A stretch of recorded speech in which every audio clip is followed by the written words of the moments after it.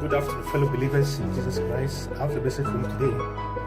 My message is entitled, Train Up a Child the Way It Should Go, and when it's old, you will not depart from it. Why am I saying this? Whatever we do at home, that's what our children will copy. So if we are home and we are not training our kids, and we are just there breeding them, what do you think we are doing to them? The system is out there to get them. And if they go out there, the system gets them. It's not the kid's fault. It's we, the parents, our fault. The environment the children grow in is very, very important. So you, a parent, cannot say, do as I tell you, don't copy what I do. Then you don't train them well. You have to be an example. We lead by example. So as a parent, if you want your kids to follow your footsteps, they lead by example. If you tell them something to do, make sure you are doing the exact thing. Don't lie to them and don't say things when you don't mean it. And if you promise them something you can't do it, you should tell them and give them another time when you could buy it for them. And if you're a parent and you could abandon your children for a relationship, and while maybe the kids are minors, and you could abandon them and travel around for nothing, then what type of leadership is that? The kids are copying you. If you are home, your kids know you are home. Like after work, you come home, you don't go to any place. They are copying that. You could be home too. If you go to work and you come midnight, or you could leave home and come because of relationship, go and stay out there, stay 3 days, 4 days, and come home. Why do you think you are teaching your children? That's dysfunctional. You are teaching them the wrong stuff, and this kid will follow the same thing. So we as parents have to do our best and train our children in the fear of God. I remember once I went to church. I go to a Nigerian church, and an older person told me, "So your children follow you to church?" I said, "Yes, they have nowhere else to go." So you should be an example to your children. Father, you can't abandon your kids because maybe you have a problem with their mother. You have to do your part. And if you do your part and the mother says it's not going to allow you to help your kids, that's fair enough. You've done your part. And mothers, you can't abandon your kids for relationships. Your kids should be your priority. You should train them in your fear. If you train them in your fear, then the people outside, they will know the type of person you are. We know people by the kids they raise. So if you've raised kids who are having problem with the system, especially the Western system, if you're a minority here and you don't train your children well, and the environment the children live in is not good, and the children go out there and they have problem with the system, it's not the children's fault. It's you, the parents, your fault. The government should make laws about you parents, your responsibility. And you can't say it's the teacher's responsibility to raise up your children. The teacher will do their best. But like we always say out there, charity begins at home. So if you do your part at home, then the teacher can continue from there. But if you're not doing your part, just living anyhow, lying to these kids are not happy in their own home. They are not comfortable in their own home unless they go to a friend's house. Then what are you trying to tell me? We parents have to assess ourselves. We need to sit down and assess ourselves, our failures. If we fail our children, then the system will get them. The system is out there waiting for our failures so that they will pounce on our children.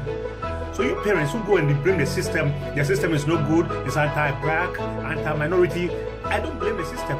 You have to do a good work at home. You have to do your part. Train them, coach them. If they don't know how to do anything, just coach them, mentor them.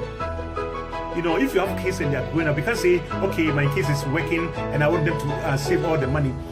You have to train them. Like, oh, Michael, when you go out, when you come and buy this, you are training them how to be responsible.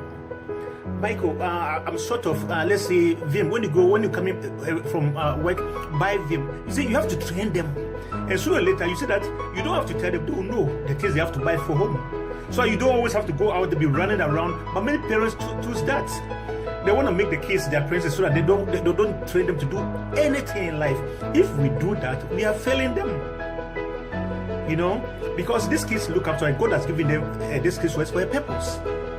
If you like let's say a father, because you have a problem with your wife or your ex, and you are saying you don't want to look after your kids, you're a stupid father. You're a deadbeat father. What type of father are you? If you have a problem with your ex, does that mean you don't have to look after your children? Play your part. Do what you're supposed to do. And mothers too, don't forsake your kids for a relationship, a mere relationship. What will a mere relationship do for you?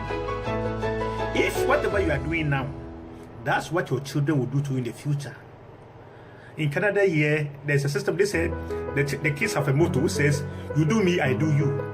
Whatever you do to them, if you train them well, then you should know that when you are old, you will live comfortably.